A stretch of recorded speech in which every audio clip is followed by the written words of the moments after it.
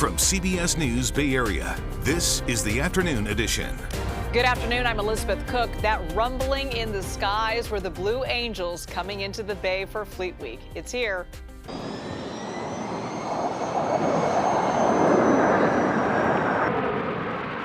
Still so cool to see them.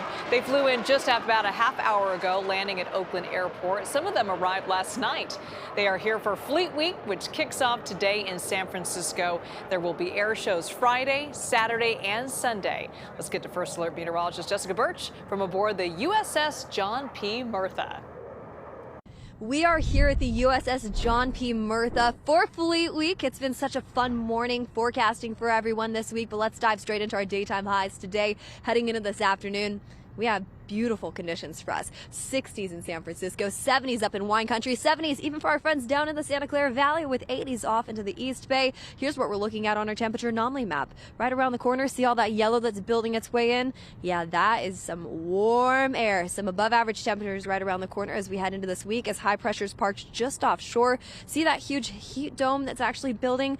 That's going to help us out a lot when it comes to our Fleet Week forecast. We're expecting daytime highs to get well above average this week. By Friday for Fleet Week, we're expecting 80s for that air show, 70s as we head into Saturday, 70s sticking around for our Sunday forecast. So beautiful conditions, mostly sunny skies by Sunday. We're going to keep you updated with that beautiful Fleet Week forecast, and for now I'm going to send it back over to you.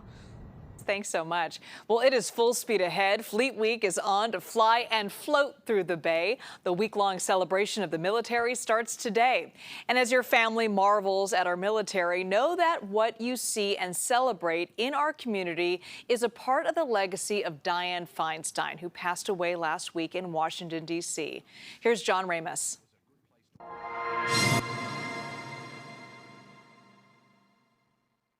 Blue Angel air shows date back to 1950, when the formation flyers buzzed low over the city.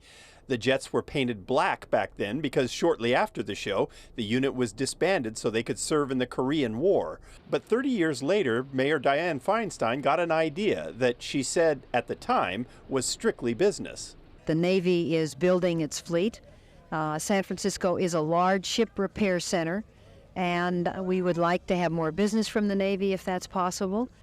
That's when the Fleet Week we know of began. It was noon when a squadron from the 3rd Fleet made its entrance into San Francisco Bay. Channel 5 provided extensive coverage with cameras in the air and on land, where they got reaction from delighted spectators who weren't shy about offering advice. Oh, I think it's wonderful. My husband used to work in the shipyards. Well, I don't know how old these boats are, but I presume they're pretty old. I think it's about time we get some new ones and a little bit faster ones. The Blue Angels were plenty fast, but in following years they were asked to stop flying so low in the city. 1982 flight leader Dave Carroll explains why. And Dianne Feinstein was the mayor. Apparently her phone rang off the wall with people complaining, wanting to know why these airplanes are flying around the Transamerica building and scaring everybody. But we had huge crowds, and they were appreciative too when we actually flew the show over the Bay. And while Feinstein may have cracked the whip on low-level flying, the event's current executive director, Louis Leuven, says it became a labor of love for her. I can tell you that she was active with Fleet Week. It was her baby. And she was an honorary co-chair for all of these years. We could go to her for advice, sometimes advice and consent, because she had her hands in it. From the beginning and to this very day, San Francisco has turned out to enthusiastically welcome the young men and women of the military. And Navy spokesman Brian O'Rourke says it is appreciated. That's why San Francisco has become a legendary port visit. Those sailors and Marines go home and they talk about how much of a great time they had while they were here. And all their friends who weren't on that trip, they want to do it next year. There almost wasn't a next year this year.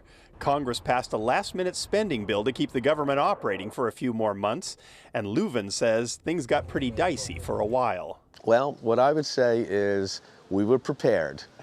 We had our contingency plans, but there is nothing that feels better than that these sailors and Marines and the Coast Guard and all of the other branches of the service, that they're going to be here.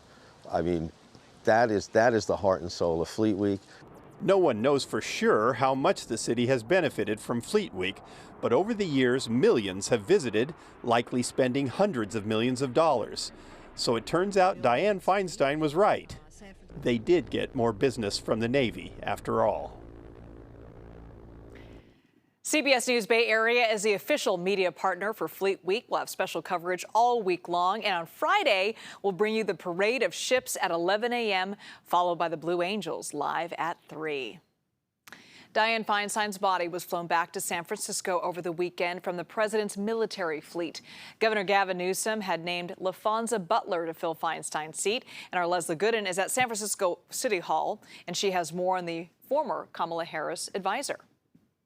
That's right. It doesn't feel like it's been 3 days since the senator has passed away, and everyone is still mourning that loss.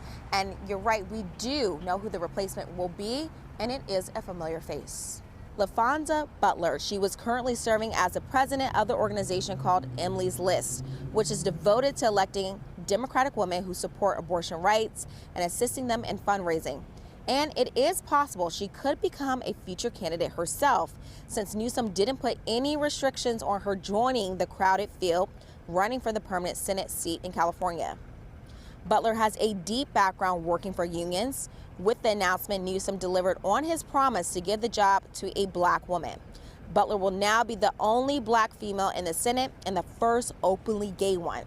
Now, Newsom shared that she has always stood up for what is right, and he's confident she'll be able to carry the baton left by Senator Feinstein to break glass ceilings and fight for all Californians. And earlier today, we spoke with Imani Rupert Gordon, the executive director of the National Center for Lesbian Rights, on what it means to have Butler stepping in. She's smart. She is good at what she does. And at a time when Black people, LGBTQ people, and women and folks living at the intersections are under attack, it's going to be important to have someone like LaFonza legislating. Someone with her profile sends an incredibly important message. And we don't know if Butler will run for her full term next November. 3 other prominent Democrats in the race are Bay Area Congresswoman Barbara Lee, along with Representative Adam Schiff and Katie Porter. Presumably, Republicans will field a Senate candidate as well. Now, we also know that the Senator Feinstein's body will lie in state at San Francisco City Hall this Wednesday. Now, the public can pay their respects ahead of her funeral on Thursday. Anyone can visit from 9 a.m. to 7 p.m., but her funeral will be private and it will be live streamed. Well, now to some other top stories we're following across the Bay Area. San Jose leaders have declared a homelessness state of emergency.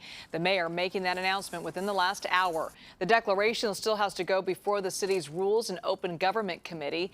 The mayor says the emergency will make it easier to open interim housing, safe parking, and safe sleeping sites.